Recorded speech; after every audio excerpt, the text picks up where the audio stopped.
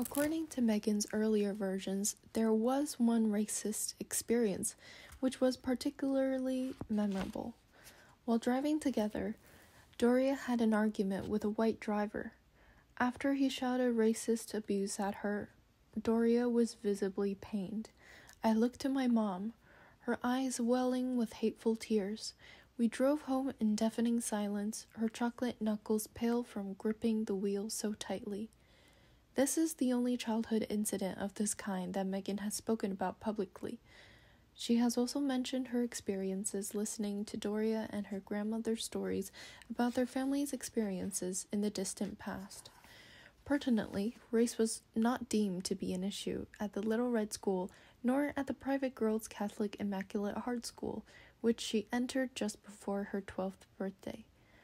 Her battle with Procter & Gamble, Thomas discovered during the interview, was a major influence on winning a place at the school. According to Thomas Markle, Doria did not come to the interview and visited the school only once before Megan's graduation ceremony. Founded in 1906, the school's declared mission was to celebrate more than a century of nurturing the spiritual, intellectual, social, and moral development of students as they distinguish themselves as women of great heart and right conscience. The school prided itself on attracting very talented and highly motivated young women from every race and social background. Among past students were the actress Mary Tyler Moore and television personality Tyra Banks. 30% of the school was white. The majority of pupils were multinational, mixed race, or black. Race didn't come up all that much, recalled Christine Knudsen, a white teacher. It's not a big deal, simply because our school is so diverse. Since Doria only came to the school once, most assumed Megan was Italian. The school's photographer, John Dolgolgecki, who regularly visited, recalled that Megan, in his experience, noticeably never associated with Afro-American children and was not considered mixed race by her peers. Her closest friends were white. My self-identification was wrapped up in being the smart one, she recalled before she was well known. Until recently, she never suggested suffering any sense of exclusion. Race did become an issue when, at 12, she was asked to complete in her English class a box to identify her ethnicity. There I was, looking at my curly hair, my freckled face, my pale skin, my mixed race, looking down at these boxes, not wanting to mess up, but not knowing what to do. You could only choose one, but that would be to choose one parent over the other, the one half of myself over the other. My teacher told me to check the box for Caucasian. Because that's how you look, Megan, she said. I put down my pen. Not as an act of defiance, but rather a symptom of my confusion. I couldn't bring myself to do that, to picture the pit in her belly sadness my mother would feel if she were to find out. So I didn't tick a box. I left my identity blank, a question mark, an absolute incomplete, much like how I felt. When I went home that night, I told my dad what had happened.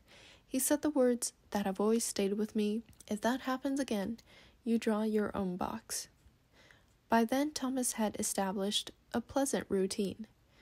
Daily for nearly 10 years, he dropped Megan off at school and at the end of the afternoon would either collect her or send a limousine to bring her to the studio from the Pretties or another school friend while he finished work. Dressed in her school uniform, the curly-haired girl with a gap in her front teeth sat in the wings of the set in her Catholic school uniform, while the actors occasionally participated in shooting sex scenes. The sacred and the profane, she would later say. It was a very perverse place growing up. At weekends, there was a routine of Saturday ballet and acting classes, followed by our club sandwich and fruit smoothie at an ice cream parlor or hamburger hamlet. Before going in, Thomas always bought Megan's favorite comic book, Archie. The hero, a redhead teenager with freckles, was friends with Veronica, a rich girl. For more than 2 years, between 10 to 12 years old, Megan not only read each week the $1.50 new issue, but also a rare issue that cost $20. After the meal, Thomas rented old dance movies to watch at home. Some weekends were spent, as in his own childhood, fishing on the Kern River and Big Bear Lake. The fish would be cooked for dinner. On long weekends, they went on road trips, including one to Elvis's Graceland home in Memphis, Tennessee. Thomas's Toyota 4Runner was fitted with mattresses in the back for Megan, along with the TV and VCR recorder. We discovered, recalled Thomas, that she liked the same music I did when I was a kid. Bands like the Shirelles and all of the soul groups, she liked every one. Every time we would stop at a truck stop for something to eat, I bought the cassettes. Thomas also encouraged Megan regularly to volunteer to serve food, especially turkey dinners, to the homeless at the Hippie or Skid Row kitchen. Maria Palia, her school's theology teacher, remembered that Megan was unusually compassionate. Thomas Markle could also take credit for the observation by the school's head teacher, Elise Fay, that Megan was memorable as a confident, articulate, and proactive pupil. She had a voice. She would stand up for the underdogs, for what she believed in, and became a leader among her friends. Compassion and spirituality were dominant characteristics in Megan's early teenage years. In summer, she was sent by the school to the Agape International Spiritual Center. Early every day, guided by trans-denominational Christianity, students meditated and recited an agape mantra, God is on my side. She also spent 4 days at Kairos, a student retreat, to discuss life and religion. As at school, she was popular and successful. At a school ceremony, aged 14, she spoke about religion and charitable works. After sending a depressed fellow student a handwritten note describing him as strong and wonderful, blessed with a beautiful spirit, proving how special you are, her note ended, I'm here if you ever need me. She was voted a Kairos leader. Her empathy was also rewarded by election as the school president. Crowned the homecoming queen, friends said openly she was always destined to be remarkable. Years later, an admiring portrait of Megan would be accompanied by a negative assessment. While she saw herself as an underdog, some classmates called her fake because she seemed perfect. The evidence suggests the opposite. She always fought, as Sonia Ardakani noticed, tooth and nail for the things she wanted in life. As Sonia's daughter Susie concluded, Megan always got what she wanted. No one doubted her sincerity, but she was utterly indulged by her father. I spoiled her, repeated Thomas mournfully, and continued. So she became controlling at school, the master of ceremonies, and controlling at home, too. In years later, Megan appreciated her father's dedication. The blood, sweat, and tears this man, who came from so little in a small town of Pennsylvania, invested in my future so I could grow up to have so much, adding, to my dad, my thoughtful, inspiring, hardworking daddy, happy Father's Day. She showed similar gratitude towards Doria. As an ex-employee of a travel agent, Doria managed to obtain cheap tickets from an airline to fly with Megan to Mexico. Megan's standout memory of that trip appears to have been a visit to the slums. She never mentioned a holiday with her parents in Hawaii, paid for by Thomas Markle. Although we were divorced, we got together sometimes. Years later, on her 33rd birthday in 2014, Megan's memories of her childhood shifted. My teens were grappling with how to fit in and what that even meant. My high school had cliques, the black girls and white girls, the Filipina and the Latina girls. Being biracial, I felt somewhere in between, so every day during lunch I busied myself with meetings, French club, student body, whatever one could possibly do between noon and 1 p.m., I was there. Not so that I was more involved, but so that I wouldn't have to eat alone. Thomas Markle disputed Megan's later version of her school years. In 1993, Thomas's financial security fell apart. He had loaned much of his savings to a friend for a TV business venture. The money, he complained, was stolen. He also faced a huge tax bill. On the advice of the U.S. Revenue Service, he declared himself bankrupt. Since Thomas was still earning a high salary, Megan's life barely changed. Although she would claim that she had to work at Humphrey Yogurt in Beverly Hills for $4 an hour and grew up on the $4.99 salad bar at Sizzler, Thomas is emphatic. She never worked when she was at school. I would not have allowed it, and she didn't need to. Nor did she survive on Sizzler food. She ate fresh farm food and loved fish tacos, she would later admit. Not only did Thomas Markle ensure that Megan was well fed, but at weekends he paid for extra tuition and out-of-town trips. Her ambition was never in doubt. Influenced by her frequent presence in the studios, she was set upon becoming famous. Befriending the son of a Bolivian president at school, Megan boasted for a few days, "I'm going to be Queen of Bolivia." Socially, she gave the appearance of being reserved. Her parents, she said, were strict about boyfriends.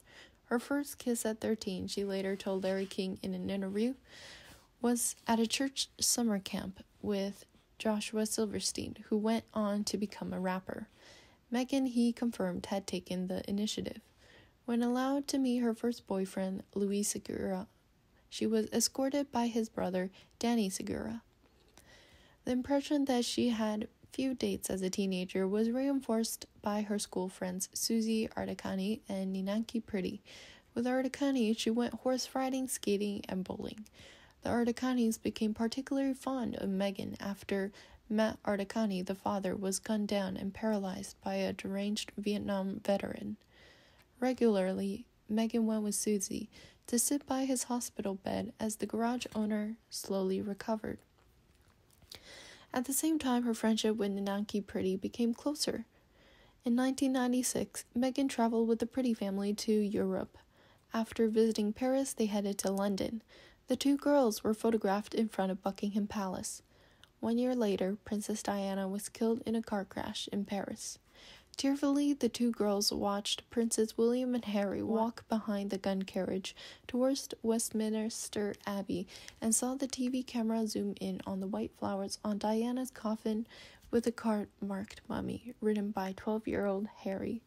The image of Diana's young sons was etched in America's memory, as was the anger about her treatment by the royal family and especially by Charles. In the aftermath, the Ardacanis and Megan rewatched the tape of Diana's 1981 wedding.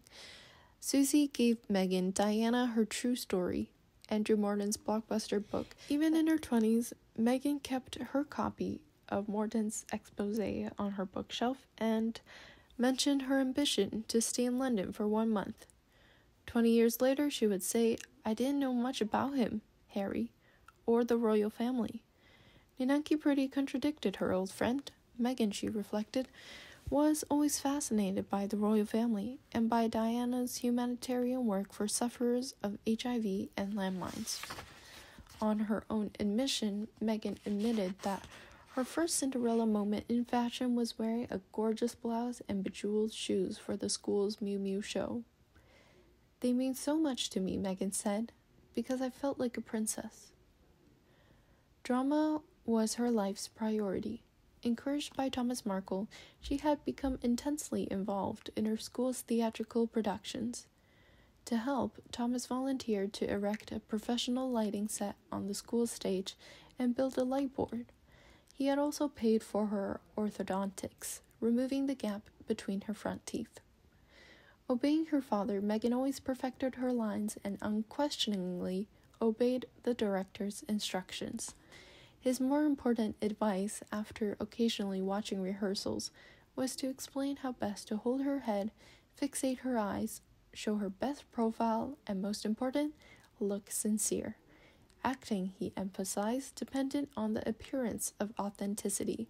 Drama teacher Gigi Peru noticed her strong work ethic and her self-confident performances. School reports mentioned her starring role in a 3-day sellout of Oedipus Rex, and the great applause for her performance in a succession of musicals Annie, Damn Yankees, and Into the Woods. One downside of Megan's success was her intense jealousy, especially as someone else got the lead part. Megan became particularly irritated after one girl at the school was employed by a Hollywood studio as an actress, and 2 other girls had been auditioned for the film Trace of Red. She wants to be the star on the stage, Thomas Markle noticed, and the star in life. She demanded that her father pay a professional photographer to take a headshot. Dutifully, Thomas circulated the photo as an open call to producers across Hollywood studios. She received no replies. "I want to be an actress," she kept saying. As a treat, Thomas took her to the Emmy Awards ceremony when he was nominated as the Best Lighting Director.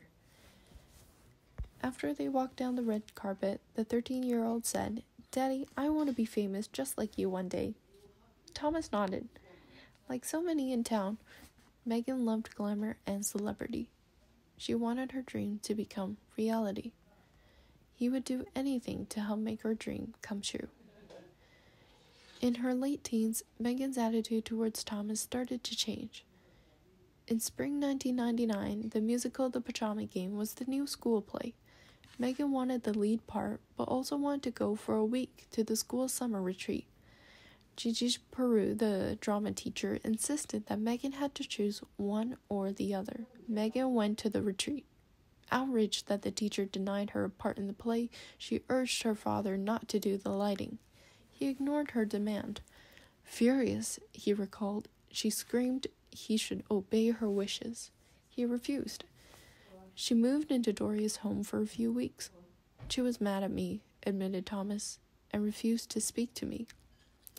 Driving around Los Angeles with Nanaki Pretty during that argument, 18-year-old Megan was being filmed by Pretty steering her car with the license plate "Classy Girl," a gift from an ex-boyfriend. Just 4 minutes from Thomas's house, Megan told her friend, "We aren't going there because my dad and I aren't on the best of terms. I'd like to stop and see if I have any mail, but let's just say I doubt it." Megan did not invite Thomas to her appearance at the local boys' school production of Damned Yankees. Despite her veto, he watched the performance and sent her flowers backstage. She ignored his gesture. For the first time, her father realized that his daughter intended to write the rules. That was the only school play Doria watched, according to Thomas Markle, who, after directing the lighting, watched nearly all Megan's performances. The Pretty video ended as Megan headed for an audition in a video for the singer Shakira. If cast, the fee would be $600 for 2 days. After the audition, Pretty restarted filming Megan. "We all danced just like wild women," she told the camera. "I was really nervous I was going to spill out of my top because I was shaking so much." She was not cast. Megan's graduation ceremony in June 1999 was proudly watched by Thomas Markle, Doria, and Thomas's mother. Giving the speech in the ring ceremony, the ritual of handing over responsibility to the new senior year, Megan won awards for her academic and acting success. In the school's yearbook, her photo was accompanied by a quotation of Eleanor Roosevelt's. She chose, "Women are like tea bags. They don't realize how strong they are until they're in hot water." She undoubtedly admired both her parents.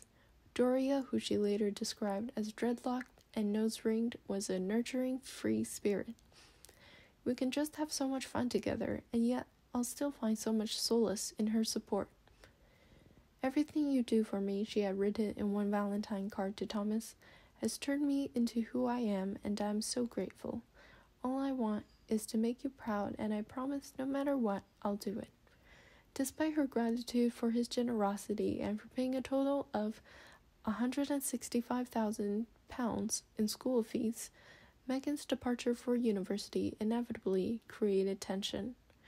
Thomas Markle became melancholic as his daughter prepared to leave Los Angeles.